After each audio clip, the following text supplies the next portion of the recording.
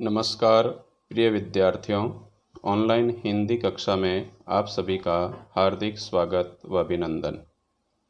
आज हम कक्षा 10वीं विषय हिंदी पद्य खंड के अंतर्गत सेनापति द्वारा रचित ऋतु वर्णन का भाग 3 का अध्ययन करेंगे।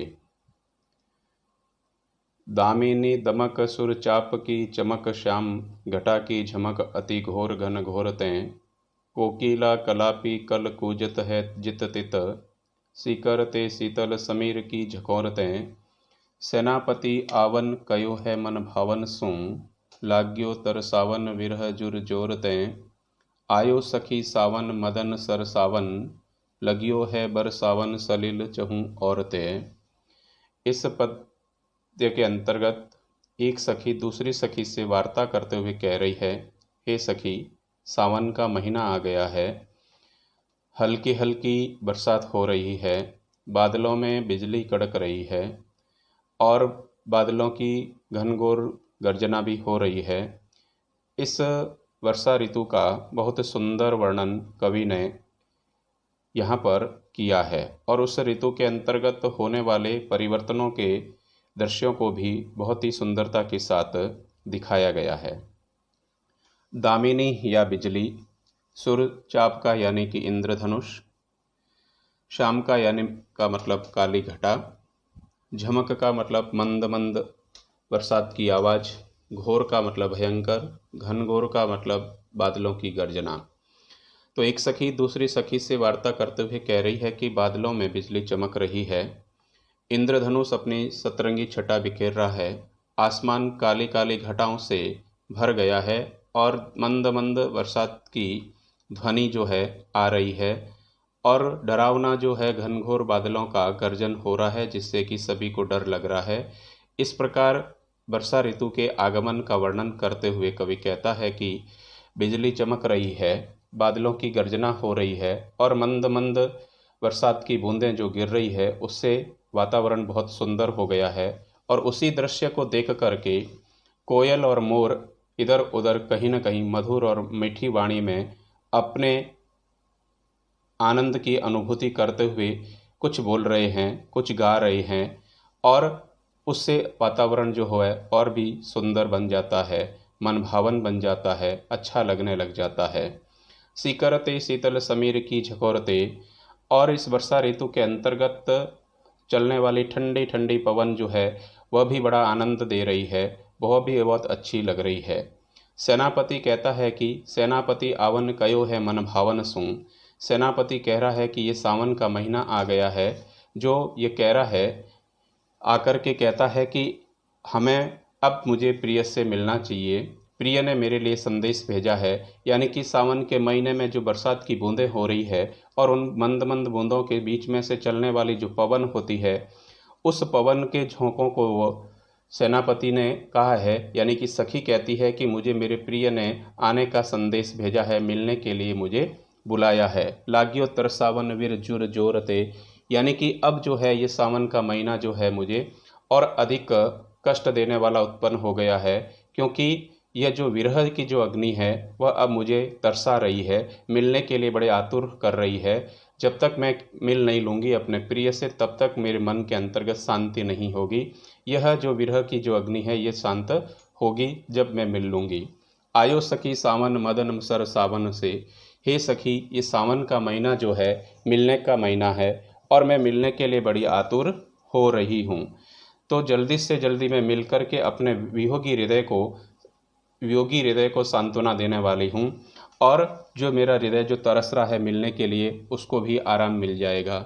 लगियो है बरसावन सलिल चहूँ औरते, और ये सावन का महीना जो आ गया है, इस सावन के महीने के अंतर्गत चारों ओर हल्की हल्की बरसात हो रही है और उस बारिश से पूरा का पूरा वातावरण जो है बहुत ही आनंदमय हो गया है, सुंदर बन गया है। अगले पद के अंतर्गत कवि ने शीत ऋतु का वर्णन करते हुए कहा है। उससे पूर्व हम इसकी प्रसंग, व्याख्या और विशेष को भी एक बार पढ़ लेते हैं। प्रस्तुत काव्यांश कवि सेनापति द्वारा रचित कवित्त रत्नाकर में वर्णित ऋतु वर्णन से लिया गया है। इस कवित्त में सावन मास में वर्षा ऋतु के आने पर वातावरण में दिखाई देने वाले दृश्यों को एक नारी अपनी सखी से बातें करते हुए अपनी मनोदशा का वर्णन कर रही है। एक सखी दूसरी सखी से वार्तालाप करते हुए कह रही है कि देखो सखी, सावन का महीना आ गया है और सावन के महीने में बादलों में बिजली चमकने लगी है। आकाश में इंद्रधनुष भी अपनी सतरंगी छटा बिखेर रहा है। अपनी सतरंगी छटा से आकाश की शोभा बढ़ा रहा है। आसमान में छाई काली काली घटाओं से बरसती हल्की हल्की बूंदों की ध्वनि सुनाई दे रही है और घने बादल अपनी गर्जना से सबको डरा रहे हैं। बरसात के इस सुहाने मौसम में कोयल और मोर अपनी मधुर और मीठी आवाज़ में बोल रहे हैं, जिससे वातावरण और अधिक सुहाना बन गया है। वर्षा की बूंदों से मंद मंद शीतल पवन के झोंके आ रहे हैं। इससे ऐसा महसूस हो रहा है कि मेरे प्रिय ने मुझे आने का संदेश दिया है। अब मेरा मन उनसे मिलने के लिए तरस रहा है। वह कहती है कि हे सखी, ये सावन का महीना आ गया है और इस महीने में प्रिय से मिलने की इच्छा और तीव्र हो गई है। सावन के महीने में चारों ओर वर्षा हो रही है। विशेष साहित्यिक ब्रजभाषा का प्रयोग, वर्षा के दृश्यों का सुंदर, सुखद व मनभावन वर्णन किया गया। कलापी कोकिला कलापी कल कूजत में अनुप्रास अलंकार की छटा देखने को मिलती है। अब अगले पद में हम शीत ऋतु का वर्णन पढ़ते हैं। शीत को प्रबल सेनापति कोपी चढ़ियो दल, निबल अनल गयो सूरी सिहराई के, हिम के समीर तहीं बरसे विषम तीर, रही है गर्म भौन कोनन में जाई के, धूम नैन बहे लोग आगी पर गिरे रहे, हिये सो लगाई रहे नेक सुलगाई के, मानो भीत जानी महासीत ते पसारी पानी, छतिया की छां राख्यो पाउक छिपाई के। यानी कि शीत ऋतु जो है अपना विकराल रूप लेकर के जब आती है तब क्या स्थिति बनती है, उस दृश्य को कवि ने अपने शब्दों में पिरोते हुए हमारे समक्ष रखा है। कवि कहता है कि शीत को प्रबल सेनापति कोप चढ़ियो दल, यानी कि शीत ऋतु जो है बहुत ही शक्तिशाली सेना लेकर के आम जनजीवन पर क्रोधित होकर के चढ़ाई कर ली है, यानी कि आक्रमण कर लिया है, हमला कर लिया है, अपना प्रभाव जो है वह दिखा रही है। और शीत के प्रभाव से क्या क्या हो गया है उसका अगली पंक्ति में बता रहा है कि निबल अनल गयो सूरी सिहराई के। निबल का मतलब कमजोर, अनल का मतलब आग, गयो का मतलब जाना, सूरी का मतलब सूर्य, सिहराई का मतलब ठंडा हो गया है। यानी कि शीत ऋतु के प्रभाव के कारण आग जो है वह कमजोर हो गई है, सूरज जो है वो ठंडा पड़ गया है, यानी कि सूर्य का ताप भी हमें उस शीत ऋतु से बचाने में सक्षम नहीं दिखाई दे रहा है, और आग भी जो है वह बहुत ही कमज़ोर हो गई है। हिम के समीर तही बरसे विषम तीर, और बर्फीली हवा जो चल रही है, हिम यानी बर्फ, समीर यानी हवा, बर्फीली हवा जो चल रही है, और वह बर्फीली हवा जब हमारे शरीर से आकर के टकराती है तब ऐसा लग रहा है कि कोई विषम तीरों से हमारे ऊपर कोई वर्षा कर रहा है, और वह तीरों से हमारा शरीर जो है पूरा का पूरा छलनी हो रहा है। यानी कि वह बर्फ की जो हवाएं चल रही है वो शरीर को असहनीय महसूस हो रही है गर्म भौन कोनन में जाई के। ऐसा लग रहा है कि शीत ऋतु के प्रभाव के कारण शीत ऋतु से डर कर के गर्मी किसी घर के कोने में जाकर के छुप गई है, यानी कि अपने आप को गर्मी भी सर्दी से बचाने का प्रयत्न कर रही है, इसलिए किसी न किसी एक कोने में जाकर के वो दुबक करके बैठ गई है।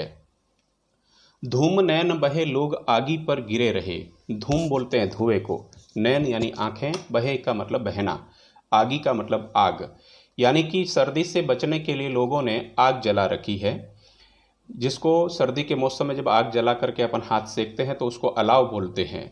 तो उस अलाव को जब वो ताप रहे होते हैं तो उससे निकलने वाले धुएं से लोगों की आंखों से जो है अश्रुधारा बह रही है, धुएं के कारण आंखों से पानी जो निकलने लग गया है, और लोग आग पर गिरे जा रहे हैं, यानी कि अपने आप को सर्दी से बचाने के लिए आग के ऊपर झुके जा रहे हैं। हिये सो लगाई रहे सेक सुलगाई के, और जैसे ही कहीं आग प्रज्वलित होती हुई दिखाई देती है, आग लगी हुई अगर दिखाई देती है तो तुरंत वो उस आग को तापने लग जाते हैं, अपने आप को सर्दी से बचाने के लिए आग के पास लेकर के चले जाते हैं। मानो भीत जानी महासीत ते पसारी पानी है। मानो जब शब्द कोई आता है तो वहाँ पर उत्प्रेक्षा अलंकार होता है। मनु, मानो, मनहु, जनु, जानो, जनहु, इस प्रकार के शब्द अगर हमें कहीं भी पद्य में दिखाई पड़ते हैं तो वहाँ पर हम उत्प्रेक्षा अलंकार लिख सकते हैं, उत्प्रेक्षा अलंकार होता है। भीत का मतलब भयभीत होकर के, ऐसा लग रहा है कि गर्मी जो है वह सर्दी से डरने लग गई है, शीत ऋतु से भयभीत हो गई है। इसीलिए वहाँ के जो लोग हैं उन लोगों ने उस गर्मी को बचाने के लिए अपने हाथों को सर्दी से बचाने के लिए अपने हाथों को गर्मी के ऊपर लगा रखा है, ताकि उसको ढक करके रख दिया है। पसारी का मतलब फैला करके रख दिया है, ताकि शीत का प्रभाव उस गर्मी पर नहीं पड़े। छतिया की छाह राखियो पाउक छिपाई के, और वो उस गर्मी के ऊपर झुक गए हैं। और जब वो उसके ऊपर झुकते हैं तो ऐसा लगता है, कवि ने कहा है कि छाती से भी उन्होंने आग को अपने छुपा रखा है, हाथ और छाती से छुपा रखा है, ताकि शीत का प्रभाव अग्नि पर दिखाई न दे और हम गर्मी से उस अपने आप को शीत से बचा सकें। इस प्रकार का वर्णन जो है कवि ने शीत ऋतु का किया है कि शीत ऋतु आने पर क्या क्या परिवर्तन हो जाते हैं, किस प्रकार का दृश्य उत्पन्न होता है। अब हम इसका प्रसंग, व्याख्या और विशेष का भी अध्ययन कर लेते हैं। प्रस्तुत काव्यांश कवि सेनापति द्वारा रचित कवित्त रत्नाकर में वर्णित ऋतु वर्णन से लिया गया है। प्रस्तुत छंद के अंतर्गत कवि ने अपनी काव्य कुशलता व चतुराई का परिचय देते हुए शीतकालीन ऋतु को एक आक्रमणकारी व हमलावर के रूप में वर्णित किया है। व्याख्या। इस छंद में कवि सेनापति ने शीत ऋतु का वर्णन करते हुए कहा है कि शीत ऋतु ने अपनी शक्तिशाली सेना को लेकर संसार में जीवन यापन करने वालों पर क्रोधित होकर चढ़ाई कर दी। शीत ऋतु के द्वारा आक्रमण करने से आग शक्तिहीन हो गई और सूर्य का ताप ठंडा पड़ गया। आग और सूर्य उष्णता का प्रतीक है, फिर भी ये दोनों अपनी उष्णता से लोगों को शीत के प्रभाव से बचा नहीं पा रहे हैं। बर्फ जैसी ठंडी हवा ही शीत की सेना द्वारा बरसाए जा रहे भयंकर नुकीले तीरों के समान है। शीत के डर से गर्मी घरों के कोनों में जाकर छुप गई है। अलाव तापने वाले लोगों की आंखों से धुएं की वजह से अश्रुधारा बह रही है। लोग अपने आप को ठंड से बचाने के लिए निरंतर आग पर झुके जा रहे हैं। थोड़ी सी आग प्रज्वलित होते ही उसे तापने लगते हैं। इसे देखकर ऐसा लग रहा है मानो आग को शीत से भयभीत देखकर लोगों ने उसे बचाने के लिए अपने हाथ फैलाकर और सीने की छाया में छुपा लिया है। विशेष साहित्यिक ब्रजभाषा का प्रयोग किया गया। सरल, सटीक, सहज व प्रभावशाली शब्दों का संयोजन करते हुए कवि ने शीतकालीन दृश्यों को दिखाया है। सूरी सिहराई, बरसे विषम, पसारी पानी में आदि में अनुप्रास अलंकार है। मानो भीत जानी में उत्प्रेक्षा अलंकार है। भयानक रस भी दिखाई दे पड़ता है। अब अगली स्लाइड में आपको कुछ गृहकार्य दिया गया है। आप इस कविता को पुनः पढ़ते हुए गृहकार्य के अंतर्गत दिए गए प्रश्नों का उत्तर लिखेंगे। तब तक जय हिंद, जय भारत।